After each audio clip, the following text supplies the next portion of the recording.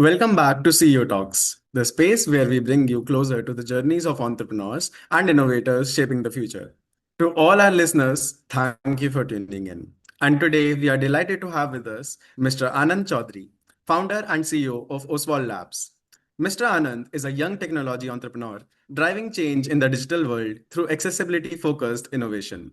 With Oswald Labs, he is building solutions that make the internet more inclusive and usable for everyone. Mr. Anand, it's an absolute pleasure to have you with us today. Welcome to the show. Thank you. Thank you for having me. Very excited to be here.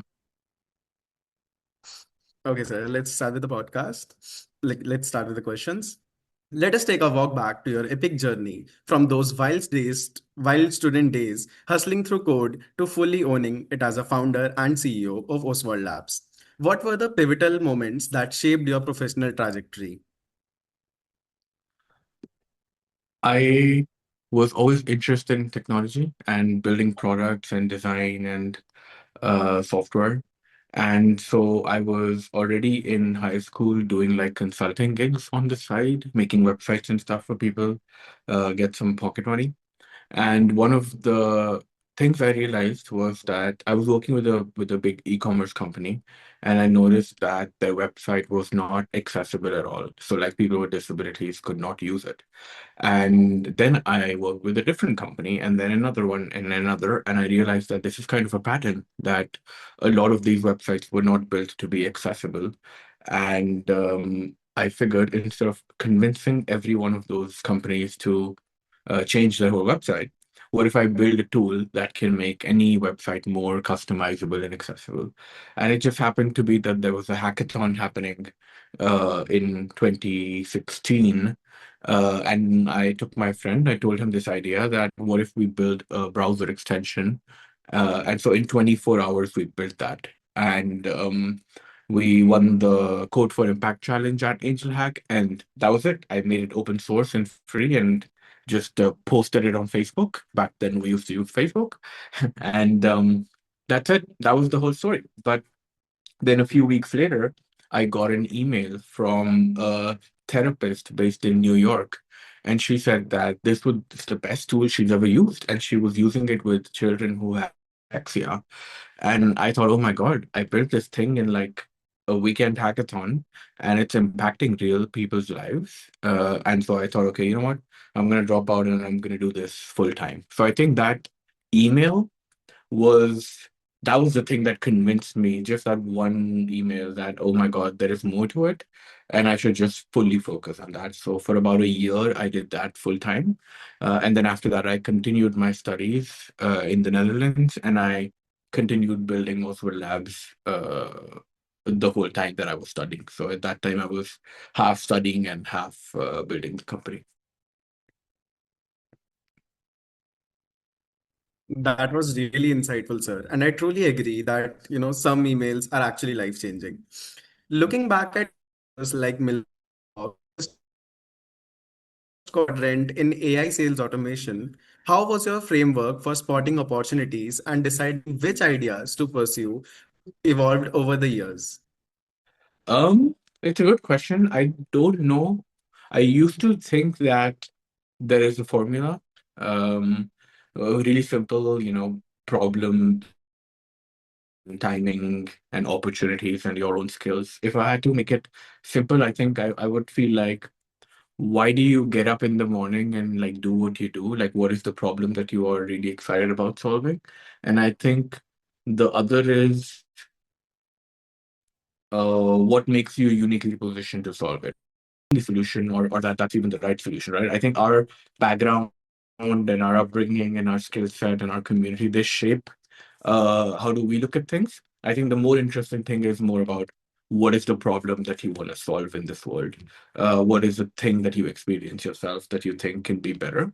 Um, so I think, at the right time, solving the right problem with your unique perspective is the closest thing that I can share as a formula.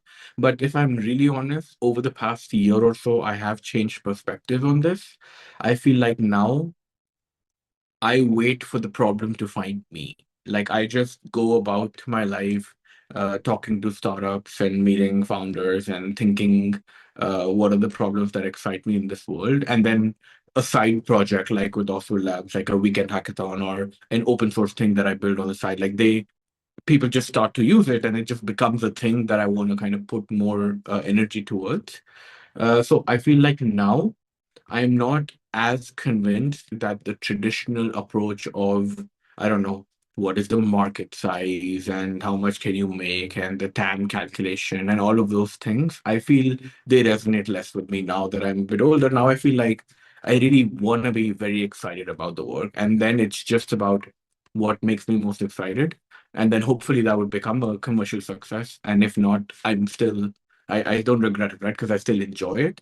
And on the other hand, it could be like you do a business school study and you figure out that's the exact thing to work on, but then you don't love it. And then it's like, what's even the point, right?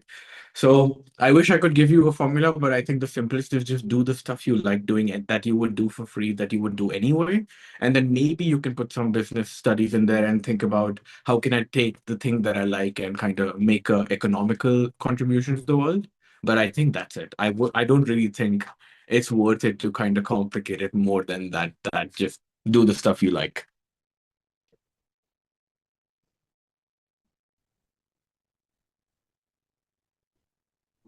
Yes, sir, that was really great to know. So now, you were also recognized in the Forbes 30 under 30 list for your work at a relatively very early stage of your journey. What experiences or ventures do you think most strongly contributed to reaching that milestone? I appreciate that. Yeah, I was in the Forbes 30 under 30 list when I was 21. It was like 2 months after I turned 21. So I was almost 20 when I got approached. These things are very um there's two parts, right? Like I would be lying if I said it doesn't mean anything because when I was like 20, 21, now I'm 28. I felt like that was really cool. It was in the news and like I had my face on it and stuff. So it was like cute. And if I'm honest, it does open doors for you. So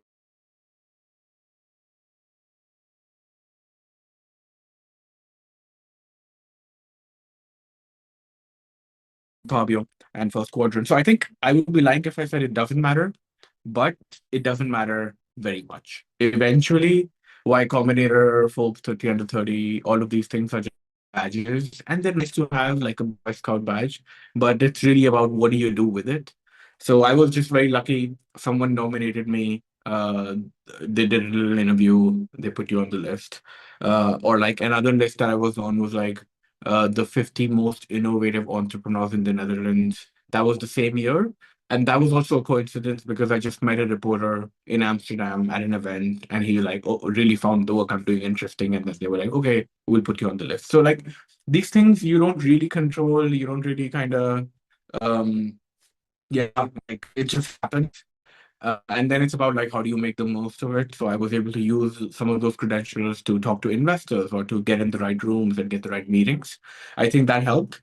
I think though it's like again cliched Three Idiots style. I feel like if you make your goal for 30 to 30, it's like it's not aligned at all.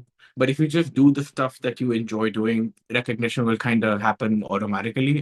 Maybe I was really lucky that it happened, but that was not the intention ever. So it's a nice to have, but everything would be almost exactly the same, right? If it wasn't the case. So I wouldn't think too much about that kind of aspiration. That's really down to earth of you to think that way. Then also, Oswald Foundation focuses on accessibility as a core design principle, not as an afterthought. What gap in today's tech ecosystem pushed you to double down on this mission again? Yeah, it's a good question because I the accessibility technology space is relatively small. So I basically know all the founders in that space.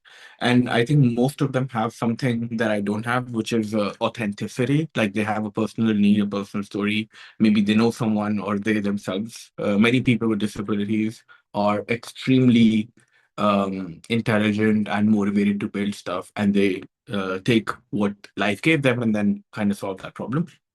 For me, I don't really have a personal story that people want to hear, but it was more pragmatic. It was more as a designer, as an engineer, I just found myself really passionate about technology, right? And so if you think first principles, I really like technology. Like I buy AI devices in the waiting list. In the last 2 years, I've bought so many because I'm just so excited about like what's going on in this world in technology.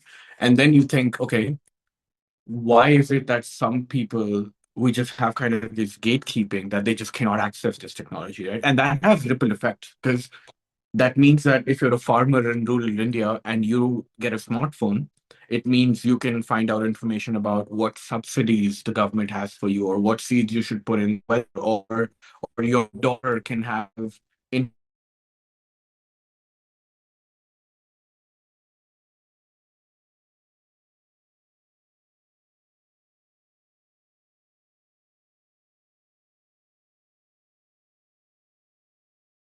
all of the people who are unable to get access to this technology can. So I did the e-commerce thing, but then eventually I realized that I like solving problems, and this is a really exciting problem. And so we built technology for kids with dyslexia so that they can read faster. We built smartphone stuff for people who are visually impaired with vibrations and speech. We built smartphone for people who might be illiterate with native Indian language voice, stuff like that. And a lot of our software was free for end users, and we would charge companies focusing on kind of underserved next billion people. I think so. So yeah, I mean, the short version is I don't have a personal story, but my personal story is just that I'm a big techno optimist. I think technology is the way we will solve all the problems and get to where we want to get. And I think it would be a shame if not everyone gets it, right? And so, what is the little part that I can do to make sure that everyone gets it? Yeah, that's a really inspirational lesson for youngsters planning to do something for the world. Then your products like Valmiki, Agastya, and Shravan addresses very different user needs. Like, how do you decide which problems are worth solving first? To be honest, I couldn't really figure it out. The first product, the browser extension, was kind of how we started. We read up a lot of research from the British Dyslexia Association and the W3C to figure out what kind of a product we want to build and who are the most important people who can use it. So it started with just kids with dyslexia, but then we added a lot of customization features for people, let's say, who might have visual impairment or the elderly. But that was not revenue generating. It was just a free plugin that anyone can download and use. It's for the longest time it was just used by thousands of people, and eventually we realized, oh shit, if you start a company, you eventually have to figure out how to make money. And so the other products were kind of more evolution into what is it. So Shravan was our kind of most ambitious product. It was an accessible smartphone. So we thought again, first principles. What is a smartphone? It is a tool with which you get information and you can make calls. And how do we make sure everyone can access it? So we built a proprietary vibrations and speech interface so that if you're partially or completely blind, you can use a smartphone. We also added a bunch of local language features and UPI integration and stuff. And back in like 2017, that was all new. It was not as everywhere as it is now. Um, the idea was to build a smartphone, a really cheap smartphone, like 5,000 rupees smartphone, but building phones is really hard. So we pivoted to building software that would run on any Android phone that would add all of those features. And then eventually we launched those as separate apps. Um, and that was also not a commercial success because the apps were all free, and our kind of opportunity was kind of how can we make sure everyone who needs this gets it. And so we tried the last thing that finally worked, which was Agastya, which was a web accessibility platform where we charged businesses, for example, news websites or magazines. For the longest time, our customers included the government of India's Startup India portal or publishers like youthkiawaz.com, which was a big uh, online magazine. So we would charge these companies for adding these accessibility features on their website. So it included, again, the dyslexia-friendly reading features, AI-powered image recognition that can caption images automatically, night mode, read aloud translation, stuff like that. And so the idea was that you can make your website a lot more accessible to everyone else by adding these features, and we would charge you a monthly subscription fee to add them automatically. And so for companies like e-commerce or magazines, their entire product is how many eyes can you get on it? And so this was a really easy sell that with this, more people will be able to use it. So we did that as that was the thing that basically made money. So it took us several attempts to figure out how can we actually monetize this. But yeah, it was not really a lack of focus or trying to do everything. It was really more like evolving it to figure out, can we actually make this into a sustainable business?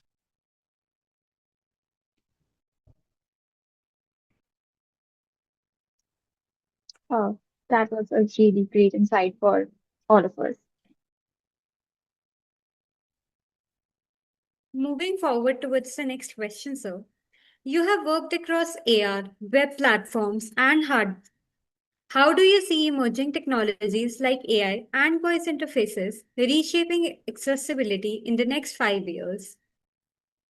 Yeah, it's a really, really thoughtful question because this is a thing that I have thought about lately as well.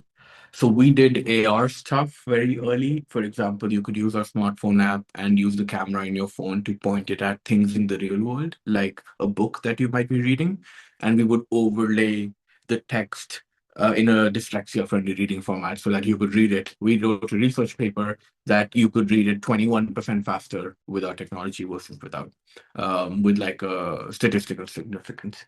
So we did AR, we did transcription, voice, image recognition, stuff like that very early on. But this was all pre-LLM, right? And now everything changed in 2023. So in a post-ChatGPT world, and now we live in a post-Claude Code world, building product is easy, distribution is hard, and we have these superpowers now that can kind of reshape everything. So I think with large language models, I think there is an exceptional opportunity to rebuild all of software and eventually all of society. I think accessibility is uniquely positioned to piggyback on top of this research. So, for example, in our accessible smartphone, we had a feature that when you tap on the phone app, it would, based on your location and time of the day, predict who you want to call. Because for a lot of people who are elderly or people with disabilities, let's say every Monday they have to call someone in their family in the evening, or they have kind of a pattern. And how can we make that easy? And we use a machine learning model to predict that so that you don't even have to think on Monday morning if you call a person typically, it would just show that first. These were things like we have to really think about and build. But now with LLMs, this is all easy, right? So the question is, how far can we take it? What else is out there? I think this is an extremely exciting space and a very big opportunity because a lot of these things like voice and speech and predictions were really hard. You need to have like if not a PhD, you need to at least have like an AI background to build these things. And now anyone can prompt it. So I think the future of accessibility, not unlike the future of technological progress itself, um, I'm extremely excited. I think the next couple of years we're gonna see um, like a almost like an explosion in new software, and I think I'm very much looking forward. Like I think new accessibility tools, new hardware. A lot of these times also you realize that you build something just for the world. Like let's say OpenAI will build their hardware device this year or next year, but then you then think how can people with disabilities get use of it, right? So imagine that if you can now talk to a device with your voice and it can tell you information that's they build it as a mass market product, but it has disproportionately positive impact for people with disabilities. So I think I'm really excited. I think there's a lot of cool R&D happening in this space, in general, outside of accessibility as well. So I think this is the best time ever in human history to both exist and to build. An incredible thought, sir. Moving towards the next question. Noting Oswald Labs' theme as the year of discovery, how does this era of bold exploration and inner breakthroughs stand apart from a typical year of routine work? Yeah, I mean, you've done your research. So I have a yearly theme every year. It's something that I've been doing for many years now. Because I feel like the idea is that New Year's resolutions are not great, because in like 3 weeks or whatever, you stop going to the gym. And then you feel like, now that I've not gone for a few weeks, I'll try again next year.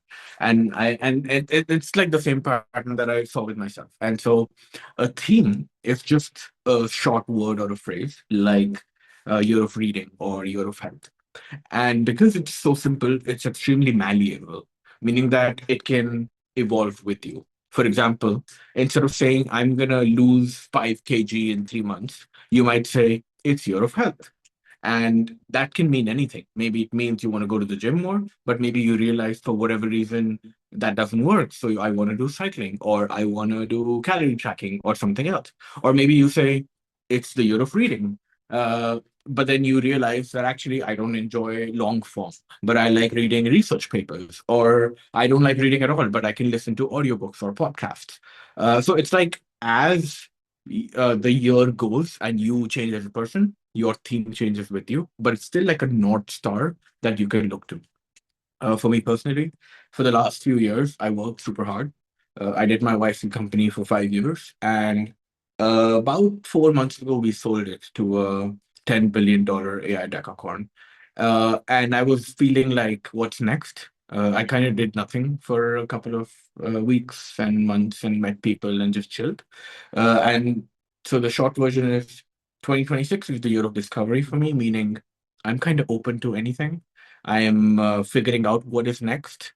I could start a new company. I could meet other startups. I could get back in accessibility or in other spaces. It's not unlike, I think, the whole world. I just feel like everything is on the table. I'm really curious to see. Now we got from LLMs to agents, and now I'm really curious how the orchestration there will shape up in 2026.